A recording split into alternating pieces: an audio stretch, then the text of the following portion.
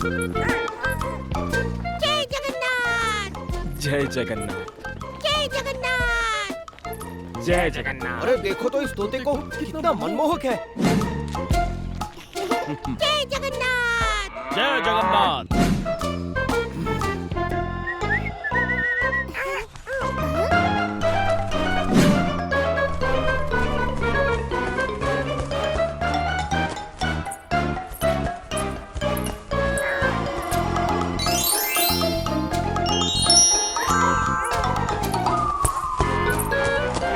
ये सब क्या हो रहा है? अरे ये आभूषण निकाल क्यों नहीं पा रहा?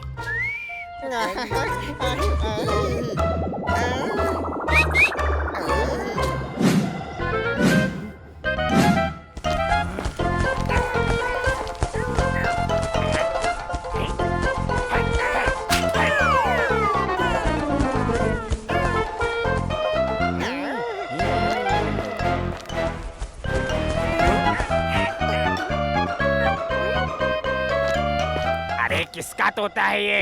क्षमा कीजिए, ये मेरा तोता है। बलराम, लगता है तुम्हारे तोते को भूख लगी है। हाँ सेनापति काका, फलों की टोकरी देख इनके पास चला गया होगा। हमारे रहते चोरी करोगे हैं? कौन हो तुम?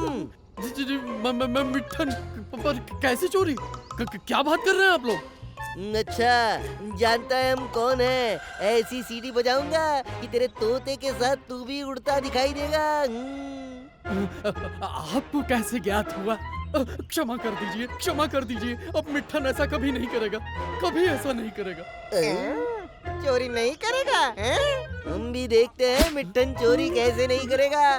करनी तो पड़ेगी। जी, चोरी करनी पड़ेगी। देखो मिठन, हमारे लिए चोरी करना बुरी बात थोड़ी ना, बस उसका सही कर ना देना ये बुरी बात है। और बुरे लोगों की तो नहीं नहीं, दूंगा, बिल्कुल दूंगा। परंतु उसके लिए आपको भी मेरी सहायता करनी पड़ेगी। उपाय तो बहुत बढ़िया है, और इसमें यदि बलराम को फंसा दिया जाए तो कोई हम पे संदेह भी नहीं करेगा।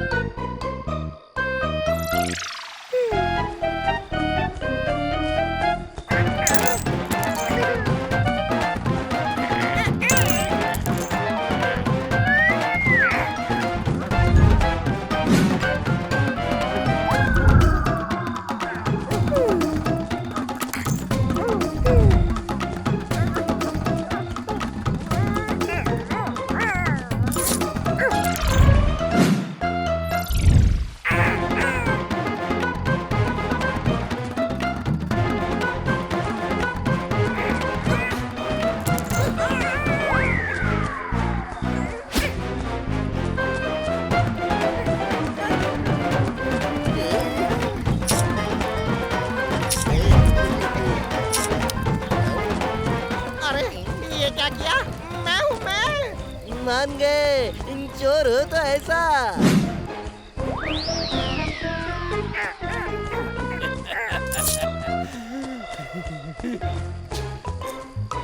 वाह रे मेरे बच्चे वाह, आज तो मिठन तुझे जी भर के मिर्च खिलाएगा। दिन निकलने को है, जा एक अंतिम बार जा जा।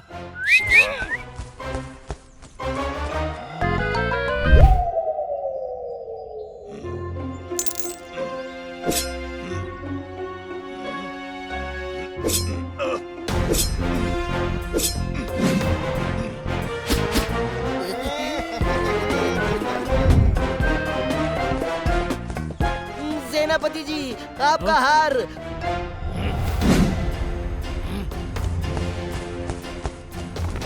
पकड़ो उस तोते को। ये क्या, हमारा हार भी नहीं है। वैसे ये तोता तो बलराम का प्रतीक होता है।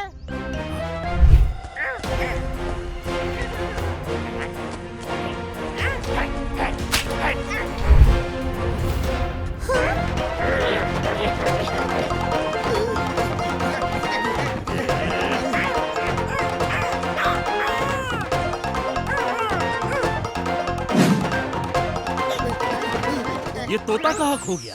गुम होकर जाएगा भी तो अपने स्वामी के पास ही जाएगा। बलराम, बाहर निकलो। जय जगन्नाथ। ये लो, आ गया ढोंगी। ढूंढी? ये क्या कह रहे हैं आप? बलराम, राजमहल में जो चोरियां हुई है वो तुम्हारे तोते ने ही की है।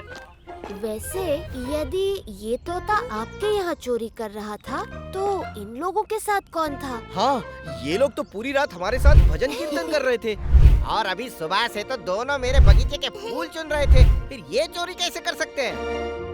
बलराम, क्या तुम्हें पूरा विश्वास है कि ये तोता तुम्हारे साथ ही था? जी सेनापति जी। सेनापति जी, घर के भीतर ढूंढने पर अभी दूध का दूध और पानी का पानी हो जाएगा।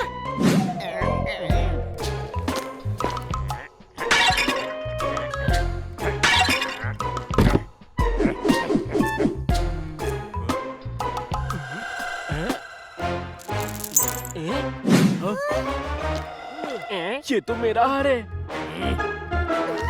देखा सेनापति जी, बलराम जितना भोला दिखता है उतना है नहीं।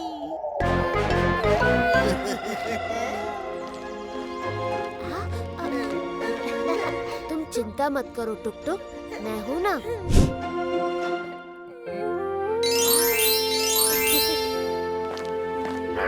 ककू, क्या तुम्हें पता है कि मिट्ठन ने ही तुम्हें इस चोरी के दोष में फंसाया है? नहीं नहीं, मिट्ठन ककू को करते हैं प्यार, बहुत प्यार। तुम सचमुच भोले हो। यहाँ तुम पिंजरे में बंदी बने पड़े हो और वहाँ मिट्ठन अपने चुराए हुए सोने को लेकर भागने वाला है। नहीं नहीं, झूठ झूठ। ठीक है, मत मानो, पड़े रहो यहाँ कारावास में।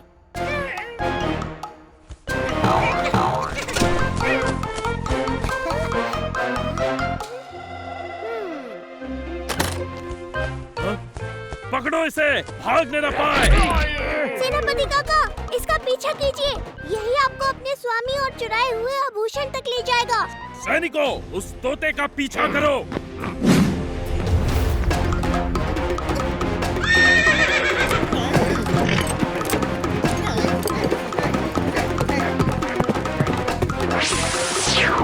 अब जो चोरी में साथी हो, उनकी भागीदारी दंड में भी तो होनी चाहिए।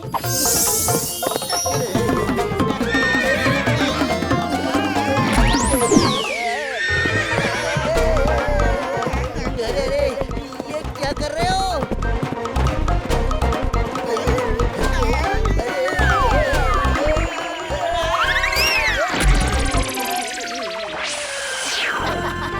अब दूसरों के लिए गड्ढा खोदोगे तो खुद भी तो गड्ढे में गिरोगे। इन सबको पिघला देता हूँ ताकि कोई सिद्ध ही न कर पाए कि ये उनका है।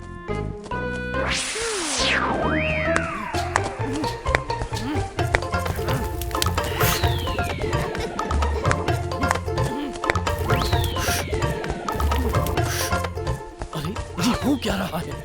ये अग्नि जल क्यों नहीं रही है?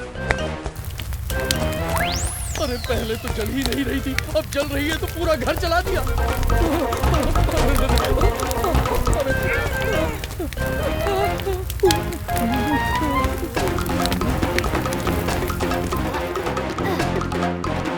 हम लोग कहाँ जा रहे हैं? मैं अकेले कहीं नहीं जाऊँगा, कहीं नहीं जाऊँगा। अरे चल यहाँ से, अब मुझे उस तोते की कोई आवश्यकता नहीं है। चल। तो तुम सच में मुझे फंसाकर भाग रहे थे यहाँ से? अरे हट जा, इतने सोने चांदी के बदले तेरे जैसे अनगिनत तोते बलि चढ़ा सकता हूँ मैं। आया बड़ा, चल हट।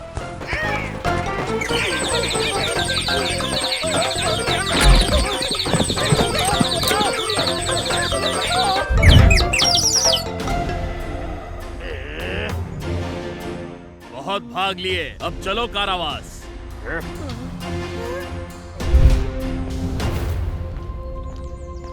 क्या हुआ बलराम, दुखी क्यों है? बेचारा कक्कू रात भर मेरे साथ था, फिर भी उसे चोरी का दंड भुगतना पड़ेगा। नहीं पड़ेगा।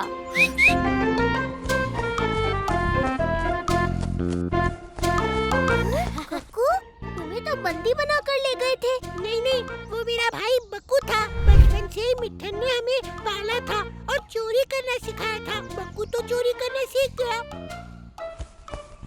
पर मेरा मन प्रभु की भक्ति में लगा रहता था। इसलिए मिठन ने मुझे तुम्हारे साथ छोड़ दिया और बक्कू को अपने पास रख लिया। जगन, मुझे पता था कि कक्कू चोरी कर ही नहीं सकता।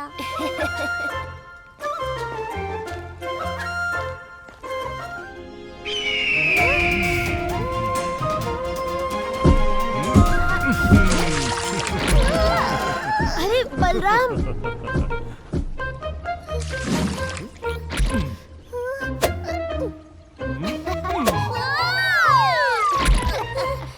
ये कौन सा तरीका है पीठ पर बिठाने का?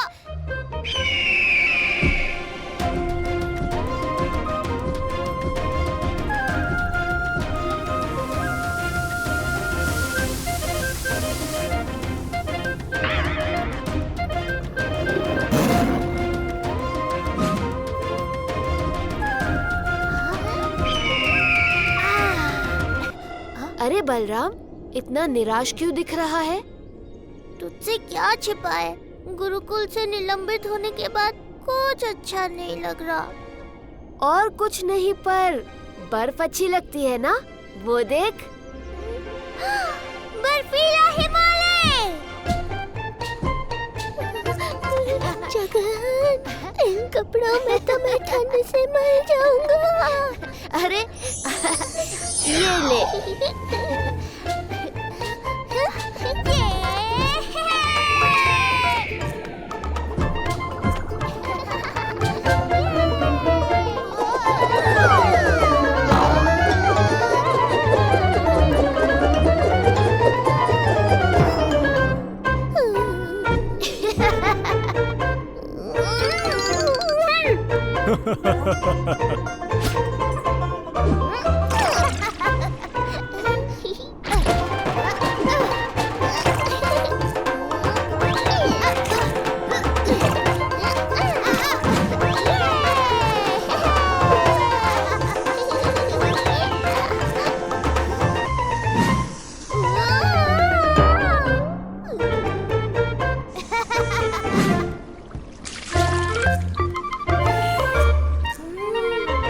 पानी तो इतना विशुद्ध और मीठा है। हाँ, क्योंकि ये पानी उस हिमनाद से अभी अभी पिघल कर आ रहा है।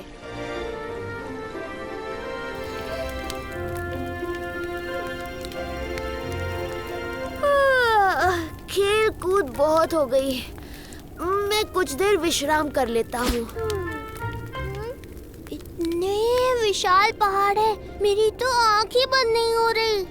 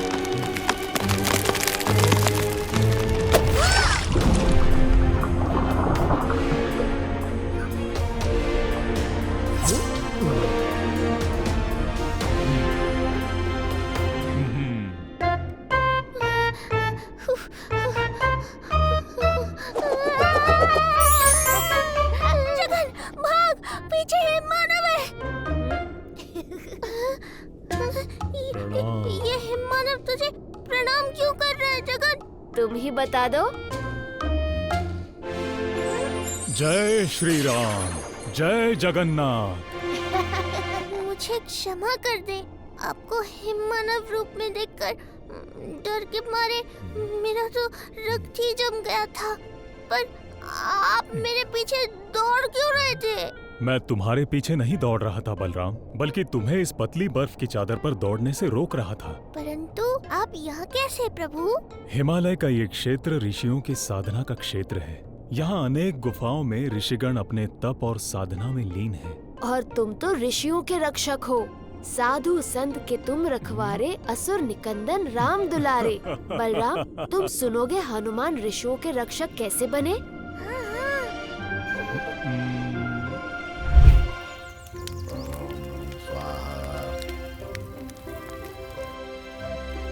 बचपन में मैं बड़ा नटखट हुआ करता था। मुझ में बल और सामर्थ्य तो इतना था जिसकी सीमा मैं खुद नहीं जानता था।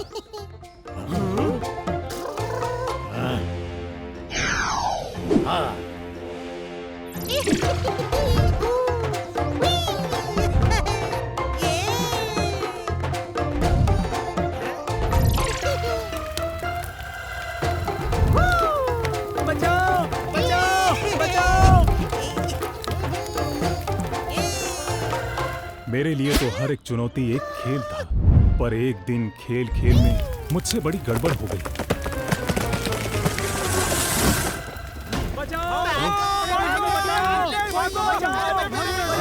और उसी गड़बड़ के कारण मुझे ऐसा श्राप मिला जिससे मैं अपना सारा बल और सामर्थ्य भूल गया। फिर प्रभु श्री राम के आगमन के बाद ही मुझे मेरी शक्तियाँ फिर से स्मरण कराई गई। और पश्चाताप करने के लिए युगों युगों तक हनुमान साधु और संतों के रक्षक बन गए। अब मैं समझा जगन, तू मुझे यहाँ क्यों लाया था। चल जगन, वापस पुरी चलते हैं। गरुड़।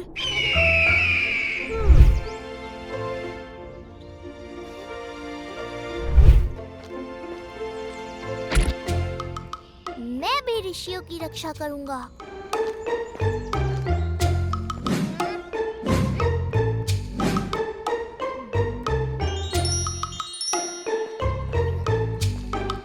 ऋषिवर की साधना अब तक चल रही है, तो मेरा रक्षा कर्तव्य भी चलता रहेगा।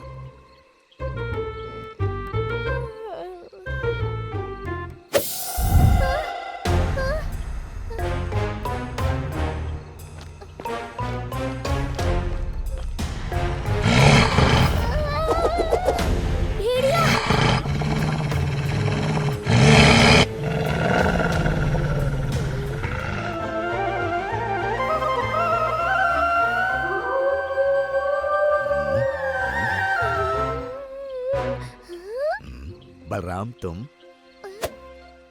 तुमने उस भेड़िए को मुझ पर आक्रमण करने से रोका। धन्यवाद बलराम।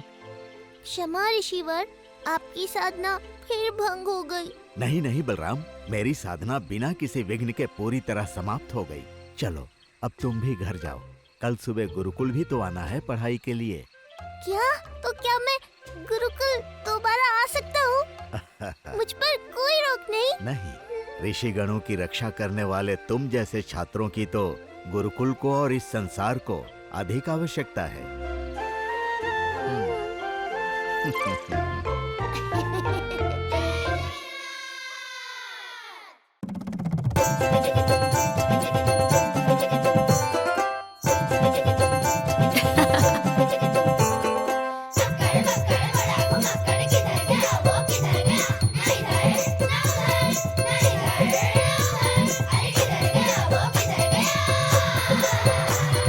संकट भागे तुम दबा के जब वो साथ हो, है ना कोई उसके जैसा ऐसा यार वो। नुस्खे हैं अनोखे उसकी ही बातों में।